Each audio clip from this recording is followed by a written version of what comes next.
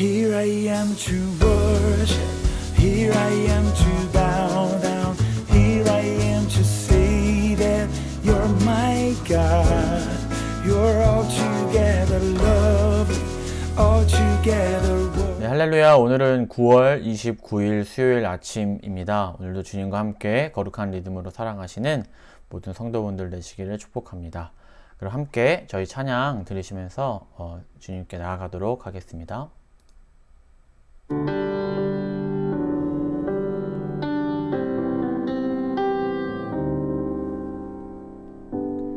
의지했던 모든 것 변해가고 억울한 마음은 거쳐가네. 부끄럼 없이 살고 싶은 마음 주님 아시네. 모든 일을 선으로 이겨내고 죄의 유혹을 따르지 않네. 나를 구원하신 영원한 그 사랑 그 신근에 날 붙드시네.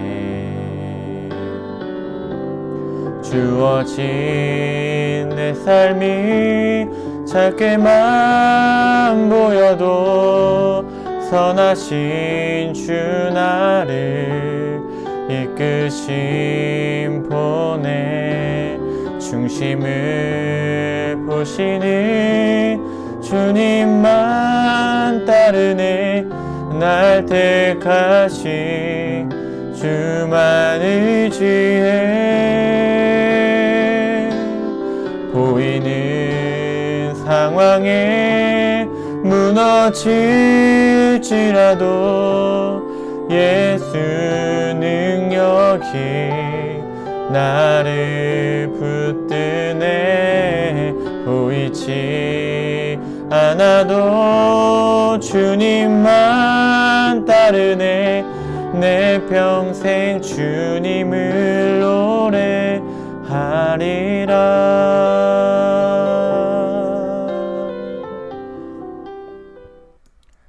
아멘. 그 주님만 의지하며 따라갈 것을 다시 한번 고백합니다. 네, 오늘 우리에게 주신 하나님의 말씀은요, 디모데전서 6장 1절에서 10절의 말씀입니다. 네, 제가 봉독하겠습니다.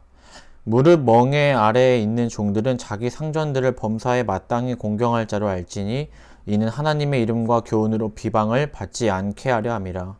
믿는 상전이 있는 자들은 그 상전을 형제라고 가볍게 여기지 말고 더 잘 섬기라. 이는 유익을 받는 자들이 믿는 자요 사랑을 받는 자임이라. 너는 이것들을 가르치고 권하라. 누구든지 다른 교훈을 하며 바른 말, 곧 우리 주 예수 그리스도의 말씀과 경건에 관한 교훈을 따르지 아니하면 그는 교만하여 아무것도 알지 못하고 변론과 언쟁을 좋아하는 자니 이로써 투기와 분쟁과 비방과 악한 생각이 나며 마음이 부패하여지고 진리를 잃어버려 경건을 이익의 방도로 생각하는 자들의 다툼이 일어나느니라. 그러나 자족하는 마음이 있으면 경건은 큰 이익이 되느니라. 우리가 세상에 아무것도 가지고 온 것이 없음에 또한 아무것도 가지고 가지 못하리니 우리가 먹을 것과 입을 것이 있은즉 족한 줄로 알 것이니라. 부하려 하는 자들은 시험과 올무와 여러 가지 어리석고 해로운 욕심에 떨어지나니 곧 사람으로 파멸과 멸망에 빠지게 하는 것이라. 돈을 사랑함이 일만하게 뿌리가 되나니 이것을 탐내는 자들은 미혹을 받아 믿음에서 떠나 많은 근심으로써 자기를 찔렀도다. 아멘. 네, 오늘의 본문도 혼란스러운 상황 가운데 이제 사도 바울이 디모데에게 전해주는 메시지입니다.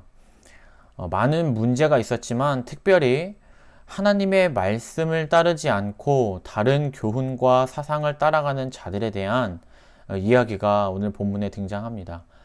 네, 이를 통해서 오늘 아침 나는 지금 무엇을 따라가고 있는지, 나는 무엇으로 만족을 얻고 있는지, 내가 원하는 목표는 무엇인가 등에 대해서 한번 살펴보는 시간이 되길 소원합니다. 먼저 본문 3절을 보면요. 다른 교훈이 나옵니다. 이 다른 교훈은요, 이단 사상을 가리키고 있습니다. 당시 헬라 세계에는 이제 소피스트라고 불리는 자들이 있었는데, 이들은 이제 웅변술과 변론술 등을 가르치면서 돈을 받았고, 또한 이 사상을 교회로 끌어들여 초대교회의 혼란을 야기했습니다. 그런데 바른 말, 즉 예수 그리스도의 말씀과 교훈을 무시하고 오히려 이 이단 사상을 따라가는 자들이 존재하였는데요. 사실 이 이단 사상을 저희가 조금만 살펴보면 어쩌면 그렇게 나쁜 것만은 아닐 수도 있겠다라는 생각이 들었습니다. 오히려 달콤한 사상일 수도 있겠다라는 것이죠. 예를 들어서 이 이단 사상을 따라가 봤더니 부자가 되었더라. 혹은 아데미 여신이 우리를 지켜주신다. 그래서 내가 지금까지 이렇게 잘 살고 있다. 라는 식의 어떠한 간증이 분명히 그 시대 가운데 많이 있었을 것입니다. 그래서 이 하나님보다 물질이나 자신의 욕심을 추구하는 이들에게는 하나님의 말씀보다 더 좋은 사상처럼 보여질 수 있었던 것이죠. 그러나 성경은 이들을 교만하다라고 말합니다.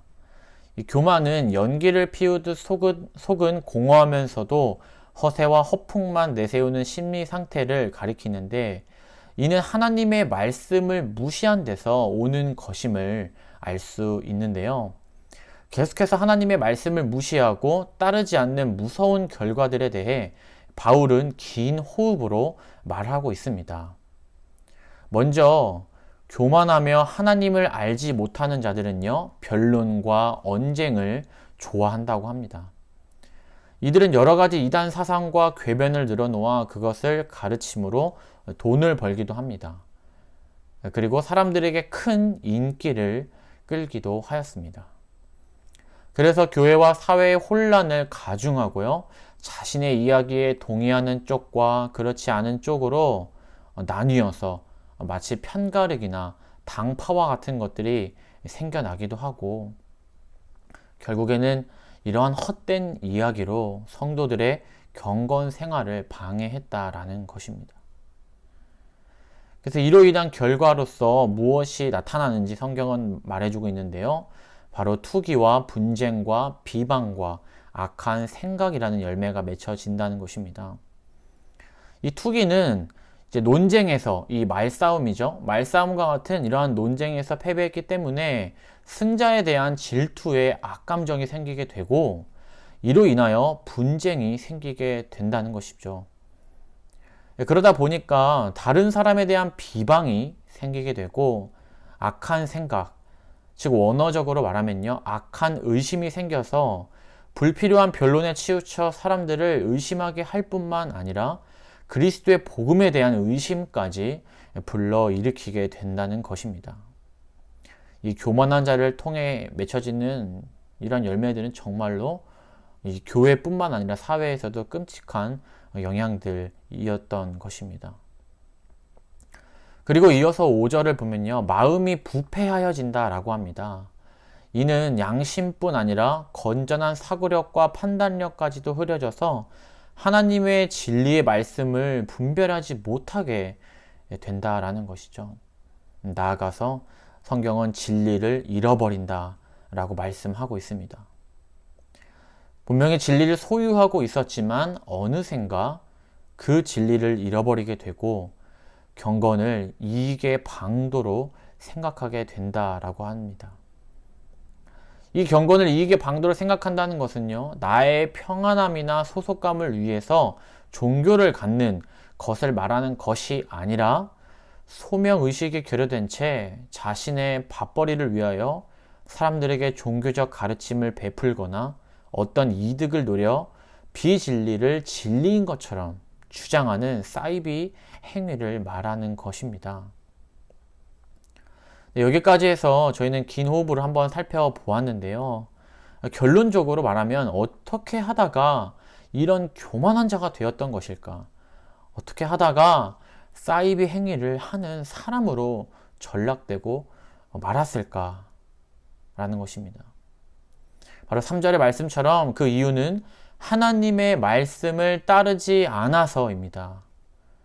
내가 하나님의 말씀을 알지 못했기 때문에도 아니고요. 배우지 못했기 때문에 이렇게 된 것이 아니라 하나님의 말씀을 알고 있었음에도 불구하고 내가 그것을 선택하는 것이 아니라 바로 내가 보기에 옳은 것을 추구하거나 이단 사상과 같은 나에게 이익이 될 만한 그런 흥미로운 그러한 다른 교훈을 쫓아갔기 때문에 이렇게 진리를 잃어버리게 되는 결과, 바로 교만하게 되는 결과가 되었다라는 것입니다.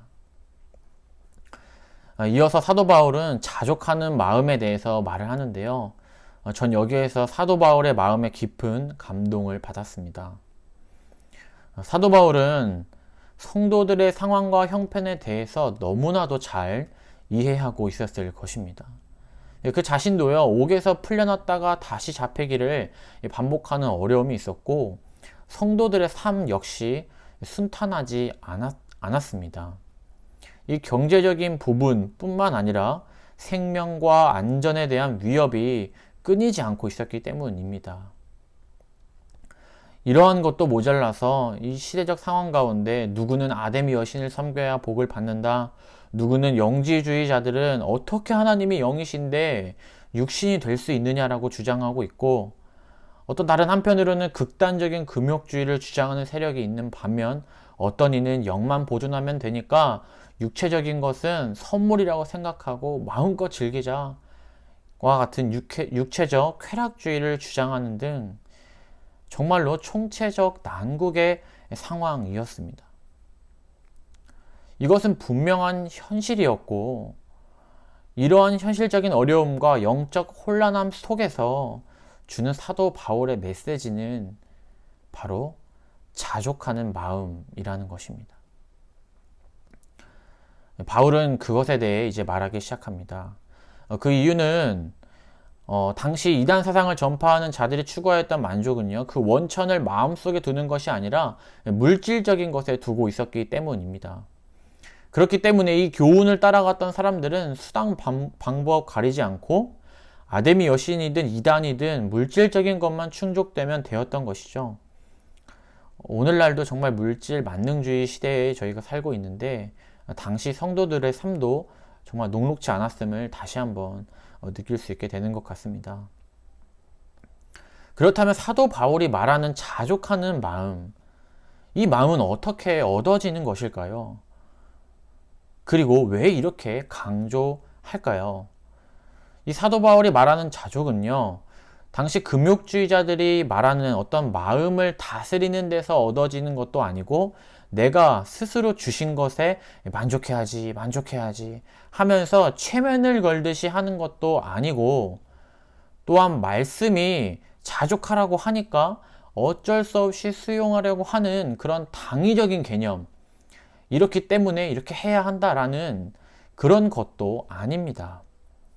바로 사도 바울이 말하는 자족은요, 하나님과 교제하는 가운데서 얻어지는 실제적이고 참된 만족과 기쁨을 의미하는 것입니다. 바로 하나님이 어떤 분이신지 아는 것으로 인하여 그분 안에 거하는 것으로 얻어지는 평강과 평안과 자유, 이것은 우리가 어떤 상황에 놓여 있던 방해받지 않는 완전한 것들이죠. 그리고 무엇입니까? 그분으로부터 흘러나오는 사랑과 기쁨과 구원, 바로 그것으로 인해서 자족할 수 있게 된다라는 것입니다. 그러므로 하나님과의 관계 안에 있는 자들은요, 이 세상에 지나친 관심을 주지 않고 더욱 하나님께 소망을 두게 되는 것이죠. 그로 인해서 하나님께서 주시는 풍족한 삶, 바로 영적으로 풍족한 삶을 살게 된다라는 것입니다. 네, 그렇습니다. 이것은요, 우리의 가치관과 세계관이 완전히 바뀌는 것입니다. 당시 이단 사상이나 다른 교훈을 따르는 사람들의 말을 들어보면 뭐 이렇게 해야 행복한다, 이렇게 해야 성공한다, 이렇게 해야 너에게 자유와 평안과 기쁨과 감사가 생겨난다 라고 이야기를 했고, 그것을 들은 사람들은 그렇게 살아왔는데 사실은 그것보다 더 큰 행복과 기쁨이 존재한다는 것이고요. 그것은 놀랍게도 내가 더 가지지 않아도 얻어지는 것들이며 끊임없이 공급되는 것들이라는 것입니다. 바로 사도 바울은 이것을 너희가 갖기를 소원한다라는 것입니다. 이것을 가져야지만 우리는 세상과 다르게 살아갈 수 있다라는 것이고요. 하나님의 교훈과 그 말씀에 집중해서 살아갈 수 있게 된다라는 것입니다. 그래서 7절을 이제 원어적으로 보면요, 바울은 이렇게 이야기합니다. 우리가 세상에 올 때에 아무것도 가지고 온 것이 없는 사실은 세상을 떠날 때에 아무것도 가지고 가지 못하는 것을 보아 분명하다라고 말합니다. 그러므로 이 땅에서 먹을 것과 입을 것이 있다면 그것으로 만족하고 더 큰 가치, 변하지 않는 것, 그것을 바라보라는 것입니다. 결국 우리가 죽어서 하나님 앞에 가지고 갈 때에 가지고 가야 할 것은, 이제 갈 때에, 하나님 앞에 갈 때에 가지고 가야 할 것은요, 하나님을 향한 믿음과 선한 양심과 그분 앞에 행했던 진실하고 경건한 우리의 삶의 모습이라는 것입니다. 자, 반면 9절에서 10절을 보면요, 끝까지 물질에 지나친 관심과 소망을 두는 자들의 결말이 나오면서 오늘 본문이 맞춰지는데요, 이렇게 이야기합니다. 저 부하려 하는 자들을 보라. 그들은 어떻게 해서든 부자가 되려고 애쓰지만 결국 시험과 올무에 빠지게 된다는 것입니다. 바로 유혹에 빠지고 죄의 덫에 빠져서 거기에서 발버둥치게 된다는 것이고요. 이 10절에 보면 근심으로써 자기를 찔렀다라고 표현하는데요. 이는 이 고기를 이제 우리 정육점 같은 데 보면 이제 걸어 놓지 않습니까? 이 쇠 갈고리에. 그런 것처럼 그런 근심과 슬픔이 나를 꿰어서 늘 있는 상태가 되어지게 된다는 것입니다. 그리고 유명한 말씀이죠. 돈을 사랑함이 일만하게 뿌리가 된다. 이 말씀은요, 이제 돈 자체가 나쁜 것이 아니라 그 돈을 갈망하는 나의 욕구, 욕망, 욕심, 그것으로 인하여 나의 양심과 눈과 귀를 멀게 하고 마비시켜서 결국에는 영적인 사망에 이르게 한다라는 것입니다. 야고보서 1장 15절의 말씀에도 욕심이 잉태한 즉 죄를 낳고 죄가 장성한 즉 사망을 낳느니라 라는 말씀이 있습니다. 네, 사탄은 우리에게 오늘날도 그렇습니다. 대놓고 하나님을 배신하라고 그리고 믿음에서 떠나라고 하지 않습니다. 사탄은 너무나 똑똑하기 때문에 그렇게 하지 않고 바로 하와를 유혹했던 것처럼요, 그 말씀을 교묘하게 비틀어서 나에게 좋은 것으로, 그래서 내가 말씀을 어기지 않는 것처럼 바로 합리화시키면서 우리에게 다가온다라는 것입니다. 우리를 우는 사자처럼 노리고 있다라는 것입니다. 그렇기 때문에 성경은 이렇게 이야기합니다. 모든 지킬 만한 것 중에 더욱 내 마음을 지키라. 생명의 근원이 이에서 남이니라. 아멘. 이렇게 말씀합니다. 네, 성도 여러분, 저희가 사는 세상도 분명 녹록지 않습니다. 네, 한국에만 재림 예수가 2,000명 정도 있다고 들었는데요. 오늘 말씀처럼 하나님의 관계 안에서 얻어지는 그런 자족하는 마음을 사모하며 나아가시길 소망합니다. 지금도 예수님은요, 내가 문 밖에 서서 두드리노니 누구든지 내 음성을 듣고 문을 열면 내가 그에게로 들어가 그와 더불어 먹고 그는 나와 더불어 먹으리라. 아멘. 바로 오늘 하루 하나님과의 관계 안에서 기쁨으로 자족하며 그 하나님 안에서 만족을 추구하며 그분이 주시는 평안과 기쁨 가운데 살아가시는 모든 성도분들 되시기를 축복합니다. 네, 기도하시겠습니다. 사랑과 많으신 하나님 감사합니다. 때로는 우리의 연약함으로 인해서 하나님을 또 하나님의 말씀을 바라보지 못할 때가 우리 가운데 많이 있습니다. 주님, 우리를 긍휼히 여겨주시고 다시 한번 우리 가운데 하나님이 주시는 평안과 기쁨과 그 만족을 누리며 살아갈 수 있는 은혜를 허락하여 주시옵소서. 그래서 우리가 일평생 하나님의 그 교훈을 따라가며 하나님 앞에 갈 때에 우리가 정말 주님이 기뻐하시는 삶의 모습을 보여드릴 수 있도록 그렇게 우리 가운데 함께하여 주옵소서. 네, 계속해서 제 주일학교를 위해서 기도해 주셨으면 좋겠습니다. 주일학교가 이제 하반기 계속해서 양육과 다양한 이제 프로그램들을 준비하고 있습니다. 이 가운데 정말 성령님이 주시는 능력과 그분의 지혜로 넉넉히 감당할 수 있도록 함께 중보해 주시기 바랍니다. 네, 그럼 기도하시겠습니다.